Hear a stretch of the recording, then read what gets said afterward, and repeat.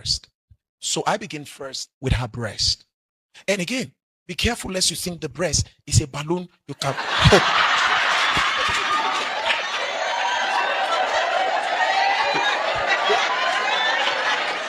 Here's a simple language a man should learn to use. Teach me how to pleasure you. Two things. What are the two things? Sight and sound. That's the only reason why a man goes outside. When he goes to, Memuna did a research in South Africa and discovered that out of every 10 men in South Africa, she discovered that about 7 to 8 or 9 are cheating on their wives. Memuna said she wanted to figure out why you all doing this.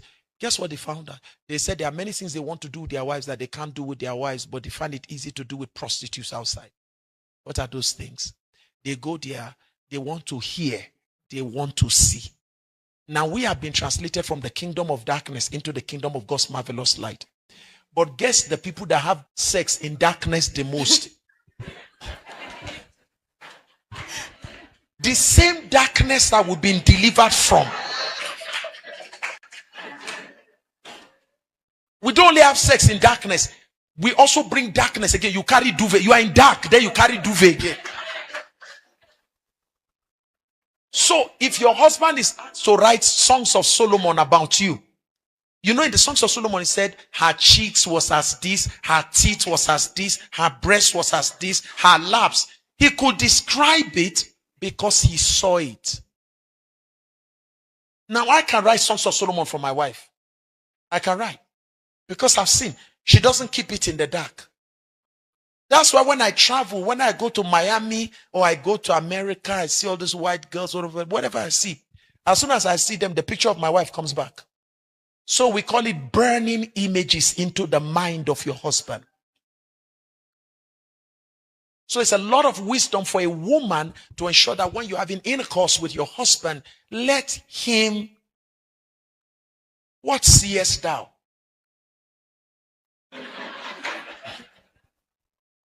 You should be smart enough to ask him, sorry, can you see? And you get what I'm saying? It sounds funny. Listen, part of the course that I teach is sexology. I'm just being careful because it's not a full couples meeting. I'm going to be practical with you. And funny enough, I don't know why the church is so shy to discuss matters that children in primary school understand better. And yet it's something we are all struggling with at home. And I'm sharing with you a secret today. What are men going to look for outside? The prostitutes, what do you think they do? They make the man see. So when he's in the office, what's happening? Playback. That's it. Visual stimulation. And the man is trying to imagine, how does my wife's son look like? Oh, he will. He can't remember. Huh? It's only duvet. Thank you. It's always duvet. Darkness. Well, it's also he wants to think of his wife. It's darkness. Darkness. So, first sight. Second one.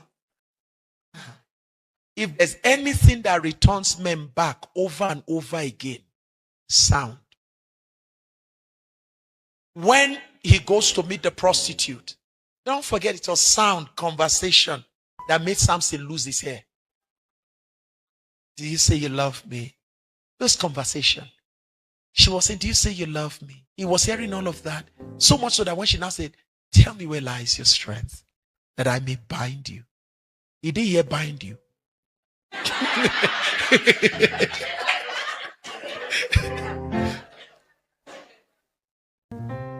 That's how they get our men to sign checks. Yeah, sound. Is having intercourse with her, she's saying something. But the Christian wife is having intercourse with her.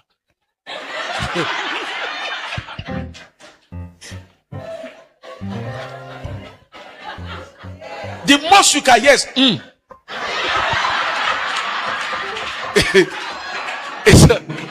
it's called groaning in the spirit.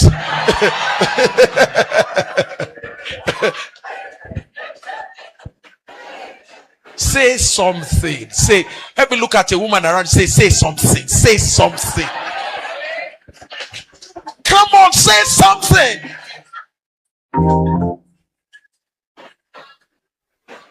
This boy, you need to help this boy, huh? You know why you need to say something?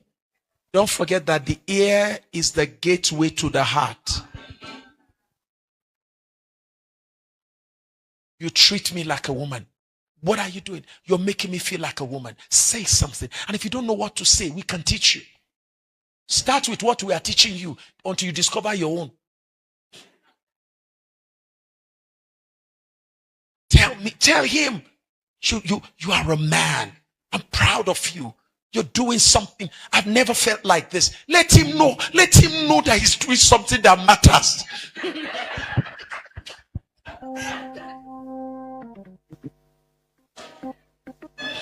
The Bible says he will not labor in vain.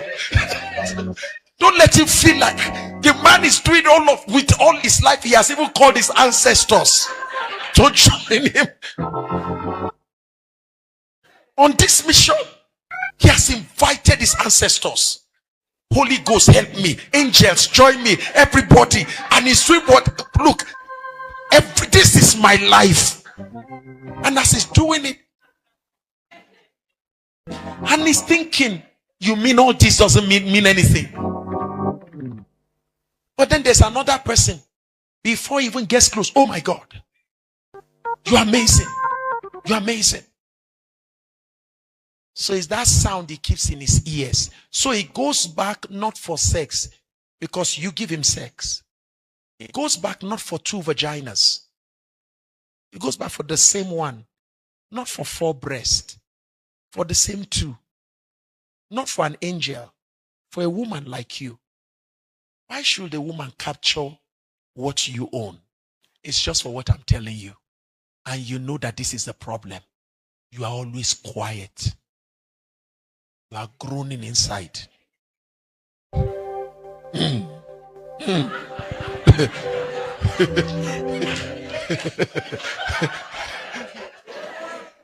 That is the part for the women. For the men, let's not forget the tabernacle approach for the high priest. Remember that in the tabernacle, which mirrors the body of a woman, the tabernacle is the perfect mirror image for the woman's body. Now don't forget that in the tabernacle, the high priest does not jump from the outer court to the Holy of Holies. They will carry him dead out.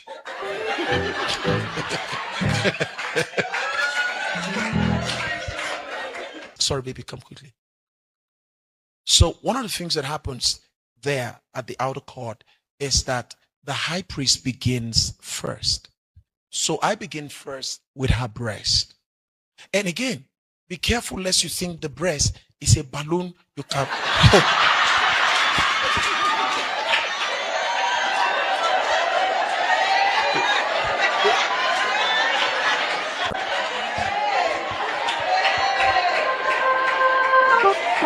Because some of you can get home now.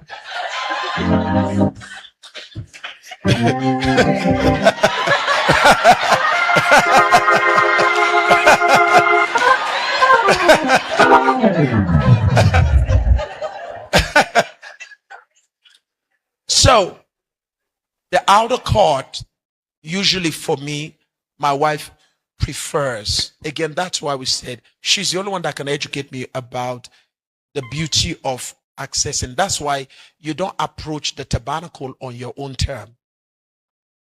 The one who designs the tabernacle tells you how to engage the tabernacle.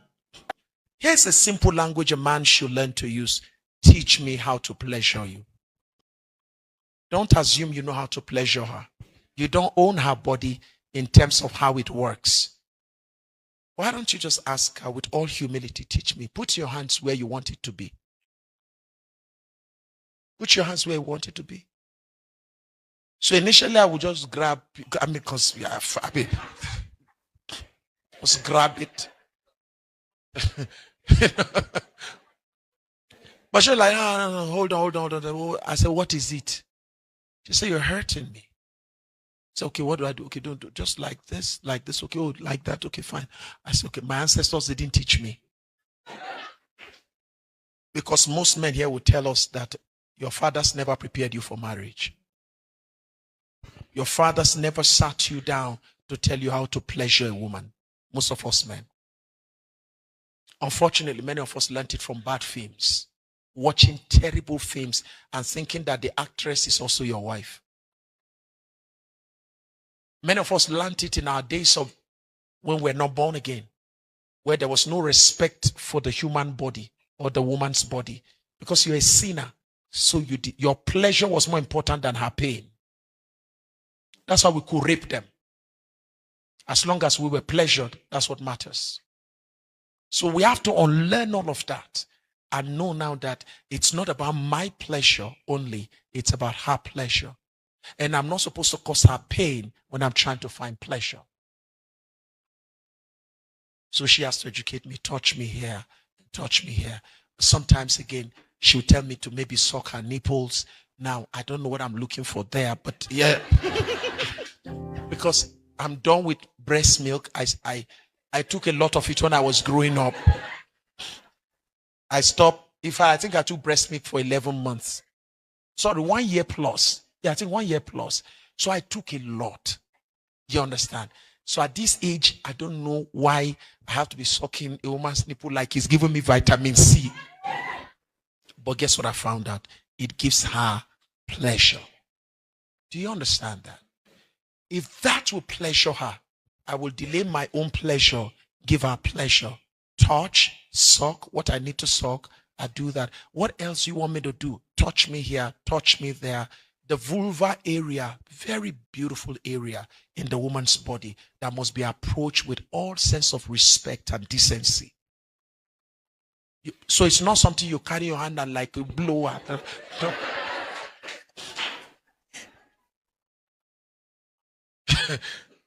It's not a punching bag, yeah? So you calm down there. That's why you are at the outer court. So as you take care of the externals, gradually you start going into the inner court.